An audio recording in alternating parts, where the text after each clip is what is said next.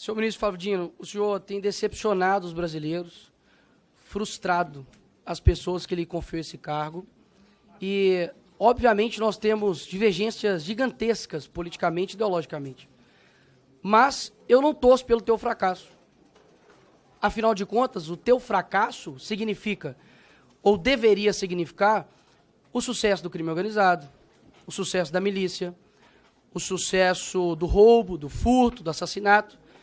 E eu sei que são as vítimas, no fim das contas, desse crime, que é a população brasileira em geral. E eu também não serei aqui leviano, assim como eu acredito que vocês são, em colocar toda a culpa de todo o crime nas suas costas. Até mesmo porque eu sei que vocês fazem isso com o seu opositor político. Diga-se de passagem, Jair Bolsonaro. Mas é evidente que o seu trabalho, ou a falta do seu trabalho, tem gerado consequências. Por exemplo, o homem que deveria ser o mais odiado pelo crime organizado, entra em um local dominado pelo crime organizado, que é, por exemplo, o Complexo da Maré. E como explicar isso para um cidadão comum brasileiro? Porque a esquerda, que odeia o Bolsonaro, ainda assim, ela confessa de que o crime odeia ele. E odeia, inclusive, o ex-ministro da Justiça, Sérgio Moro, que inclusive teve ameaças, né, de matar a sua família. Pelo que me parece, o senhor não demonstra nenhum ofensivo potencial ao crime, nenhum risco a eles.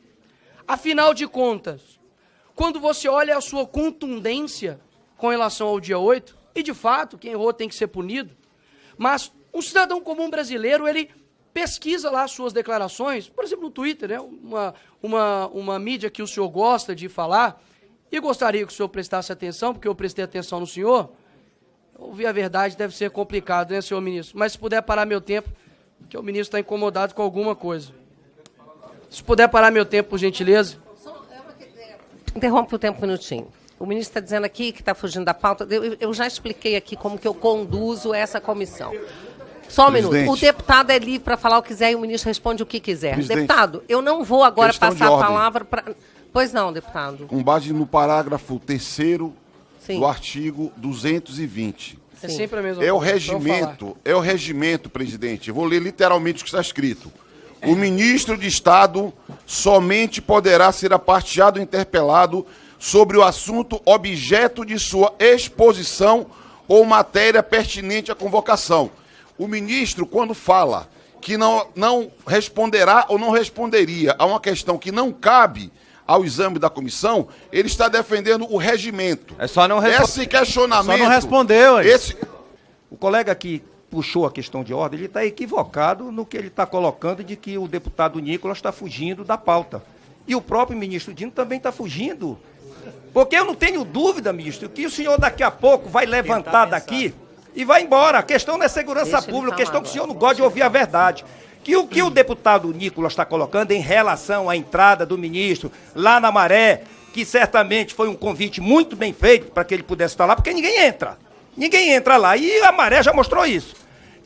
Tem tudo a ver com a pauta que está relacionada com a Polícia Federal. É o assunto que está sendo questionado aqui, é um dos tópicos do requerimento, é a Polícia Federal.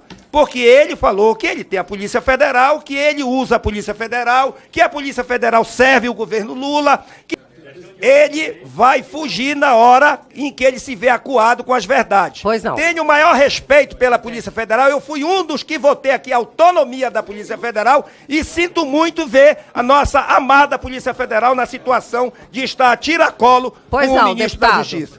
O presidente Arthur Lira, na questão de ordem, também garantiu que a Comissão de Fiscalização e Controle é a única que não tem um tema limitante. Esta comissão pode falar sobre qualquer tema de qualquer pasta. Quando Vossa Excelência diz que não vai falar de tema da segurança pública, isso não está abarcado pelo regimento, porque esta comissão é a única que pode tratar de qualquer tema, segurança pública, economia. Haja vista que nós estamos chamando o ministro das diversas pastas aqui.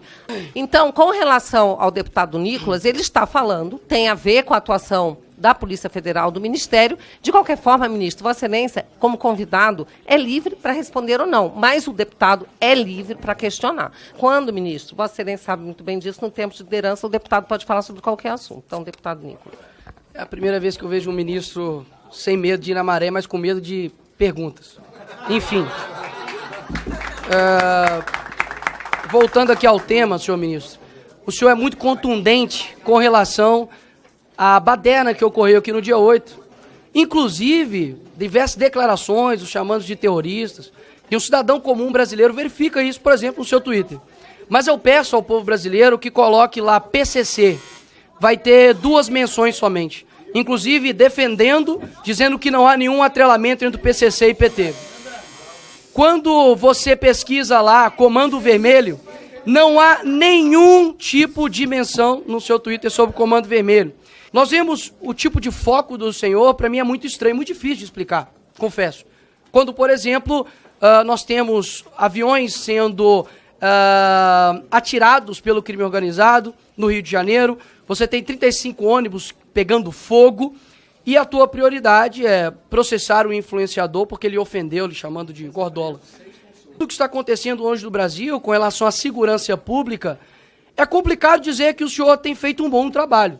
Porque de duas uma, ou o senhor não tem culpa de nada, ou o senhor não está tendo competência para tal, para exercer o Ministério da Justiça. E ainda dá um péssimo exemplo, dizendo que não viria até a Comissão de Segurança Pública, porque há pessoas aqui armadas e por conta de divergências políticas, o senhor estaria com a sua integridade física atingida. Mas, além de tudo, de ser uma mentira. Porque os deputados não vêm aqui trabalhar armados, senhor ministro. E o senhor sabe disso. Ou ao menos deveria saber, como o senhor gosta de insinuar para as pessoas. Porque o teu discurso, ele não sobrepõe a realidade das pessoas, horas. A realidade que vê um ministro focando em fiscalizar a oração de pastor, mas não vê o ministro atuante no que se diz respeito aos crimes que estão acontecendo no dia a dia. Até mesmo porque, quando ele diz que a Polícia Federal está a serviço da sua causa Lula e do Brasil, aí o senhor diz que é um mero dificuldade de interpretação nossa. Eu digo o contrário. As suas ações demonstram que o senhor tem feito com a Polícia Federal o que vocês acusavam de Jair Bolsonaro fazer na Polícia Federal. E agora nós temos uma brusca absurda de apreensão de cocaína e maconha, por exemplo. Redução de 28,6% de apreensão de maconha, comparados ao mesmo tempo do ano anterior, e 31,4% de redução de apreensão de cocaína. Porque eu tenho certeza que a pauta número 1 no Brasil é a segurança pública. Ou seja, quando a pessoa vai trabalhar e ver um ônibus queimado, e vê lá, coloca no Google, Dino processa, e vê que não tem nenhum tipo de atuação contra, de fato, crime organizado, mas somente o trabalho padrão já da Polícia Federal, que tem feito, a pessoa sente-se frustrada. Então, eu acredito que não há coerência ou imparcialidade por parte do ministro. Pelo contrário, defende tudo o que condena, e quando é da direita, faz um show absurdo, vai para cima, inclusive, de ministros, deputados que, com as suas falas na tribuna, mas nada o faz contra, de fato, o crime organizado que tem destruído as famílias no Brasil. E, por fim, pelo menos uma coisa eu concordo com o senhor, ministro Flávio.